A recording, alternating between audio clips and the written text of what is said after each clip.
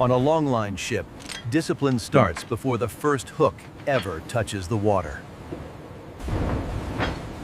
On a longline ship, discipline starts before the first hook ever touches the water. Every connector must survive shock loads, because a giant shark tests weaknesses without mercy. Bait is the invitation, and clean rigging keeps the hook working the way it was designed. A rising storm turns open water into moving concrete, where every mistake costs time and safety.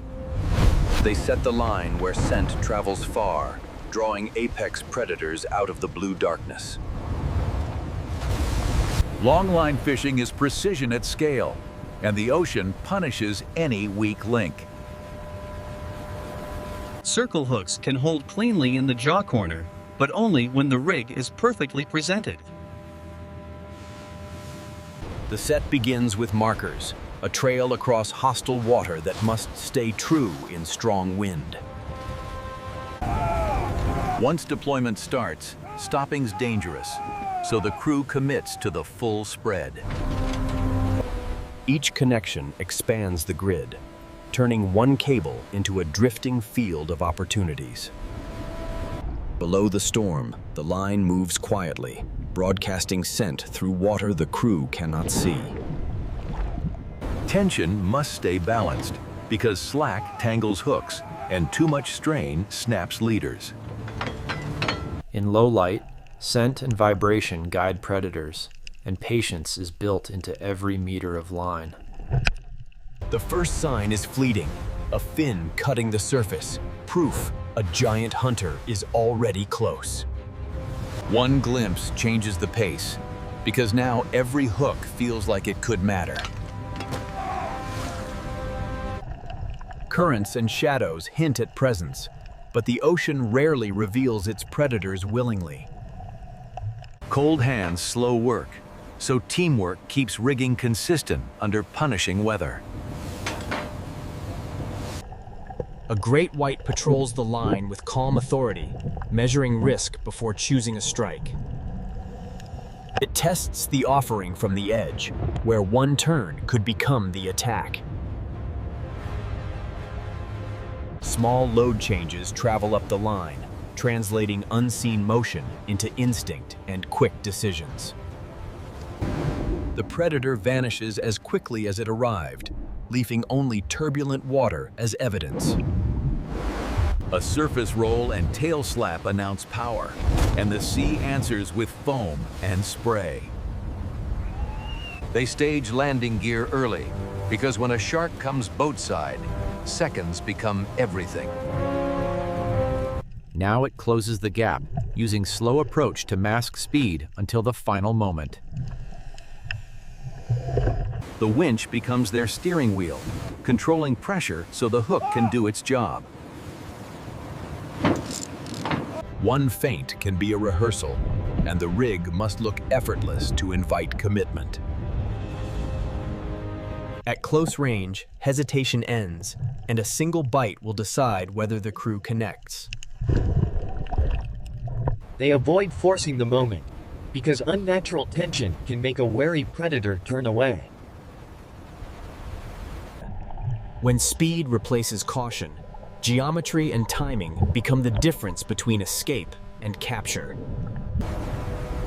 With weather worsening, they commit to the set, betting the shark will still feed.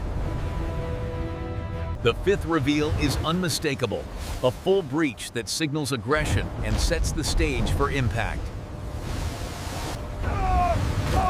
A surge up the line tells them the encounter is no longer distant. It has begun. The strike happens fast, and the line's response is the only immediate proof of contact. The haul begins, and every meter of line could carry the moment they have been waiting for. The hook seats cleanly in the jaw corner, and the leader tightens. This is the connection they need. The shark runs near the surface, turning raw power into speed that challenges the crew's control.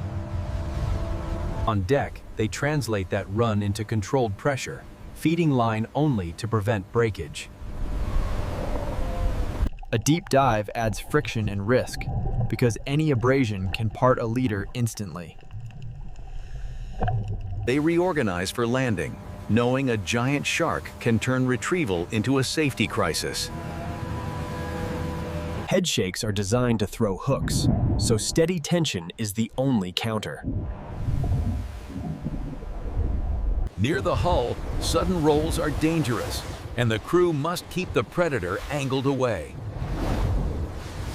Speed and winch power must match, because mismatched forces can tear hardware apart. The circle hook holds through rotation, but every twist threatens to chafe the leader thin. The team uses timing to turn chaos into controlled pull on a deck that won't stay still. As fatigue sets in, the shark fights smart, using circles to keep pressure unpredictable. Landing strategy is about safety, because a heavy shark can injure without ever leaving the water. The first full jump is a violent attempt to shed tension, but the hook stays seated. They cushion the shock load, because impact forces are what snap leaders and bend hardware. After a breach, the fight goes deeper, forcing the crew to win back every meter slowly. Small adjustments prevent big failures, especially when the ocean keeps striking without pause. The second jump is higher and wilder, a sign the shark is desperate and still strong. They prepare for the turning point, when the shark comes close enough to control by hand. The hold remains clean, and that single detail keeps the entire plan alive. Boatside runs are the most dangerous, because proximity turns speed into impact and chaos. Angle control matters now, steering the shark away from steel edges and toward a safe landing path. The third jump happens close, and its splash hits the ship like a warning shot. They wait for a clean moment, because rushed grabs are how people get hurt. Fatigue shows underwater first, as explosive power fades into steadier, slower movement. They transition from fighting to landing, because control is finally within reach. A boatside jump forces distance, because one wrong step can turn momentum into injury. They coordinate hand tools with winch power, balancing safety and progress on a moving platform. The camera confirms the hold again, evidence that keeps everyone committed to the landing. Landing requires patience, because a giant shark can explode into motion even when it seems beaten.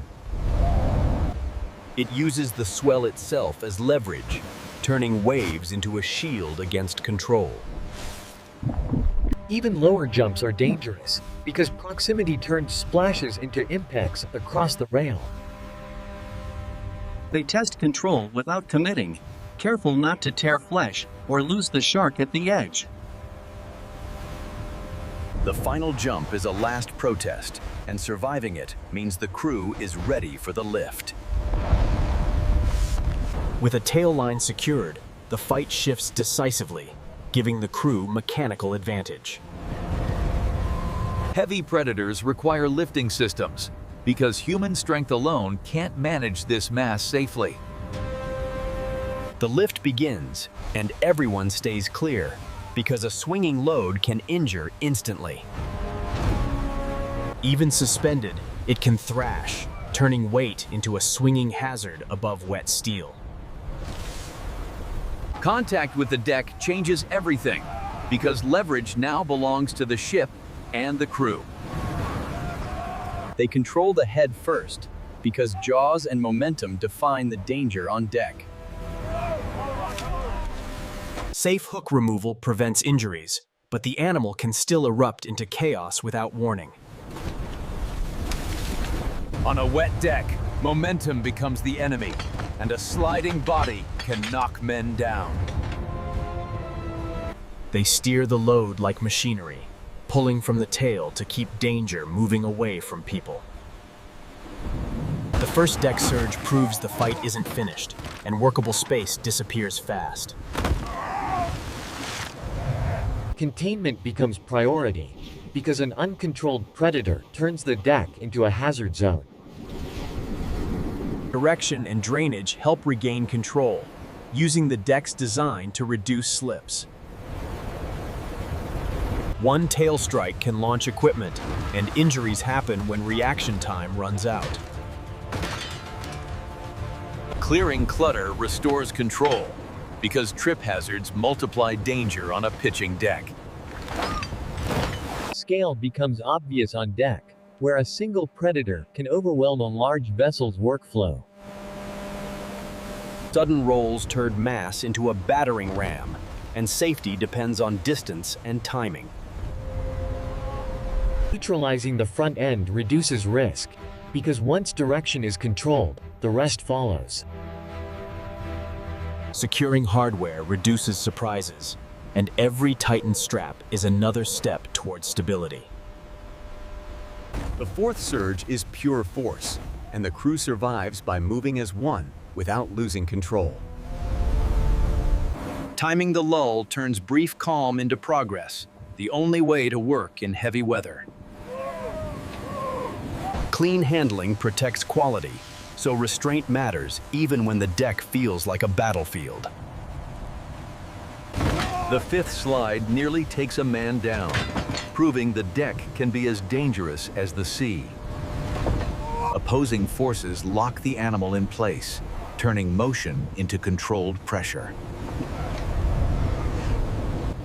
Even in harsh weather, routine creates safety, allowing the crew to shift from defense to work. The sixth impact is shorter, a sign that the predator is losing energy and options. Final restraints end unpredictability, allowing processing to begin with fewer risks. Cleanup happens before cutting, because hygiene and traction protect both product quality and lives. The final thrash ends, and silence on deck signals the fight is finally under control. Clean cuts and rapid rinsing protect texture, because shark meat quality depends on careful handling. Cold chain begins on board, because temperature control decides freshness long before land is in sight. Rapid chilling stabilizes the meat, turning a dangerous capture into a product that can travel. Separation and sealing prevent contamination, preserving quality despite constant spray and rain. Inside the hold, stable cold protects structure and slows the chemical breakdown that ruins texture. Resetting the deck prepares them for the next haul, because longline work never truly pauses. With the catch secured, the ship turns toward port, carrying value beneath steel and ice. Final onboard packing minimizes exposure, keeping the chilled product stable through the remaining voyage. Documentation follows the product, because weight and condition determine the economics of the trip. Secure seals keep temperature stable, turning a rolling ship into a reliable, moving freezer. As weather eases, the mission shifts from survival to delivery, but standards must remain strict. At port, ocean chaos becomes logistics, where speed and cold storage protect every kilogram. The handoff is fast, because minutes outside controlled cold can undo days of effort. Sealed transport extends the chain, carrying chilled product from steel deck to distant kitchens. Distribution centers standardize handling, keeping product cold and consistent for further processing. Consistent portioning guarantees even cooking later, and cleanliness preserves both taste and texture. Vacuum packing reduces oxidation and moisture loss, helping the meat stay firm in transit. The last leg runs on wheels, but cold discipline remains the same from sea to street.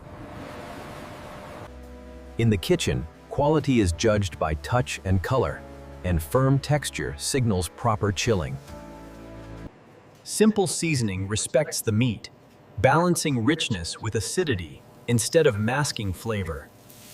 High heat builds crust quickly, keeping the center moist while highlighting the steak-like structure. The final plate balances fat and acidity, letting clean ocean character remain the focus. From storm to table, the journey ends in a bite that carries the cost of the ocean. Tomorrow the sea resets, and so does the crew, because the next longline run is always coming. Even after a major landing, maintenance continues, because the ocean never stops testing gear. Many hooks return untouched, reminding the crew that success is rare and never guaranteed. Salt and grit grind into metal, so cleaning moving parts prevents failures during the next pull.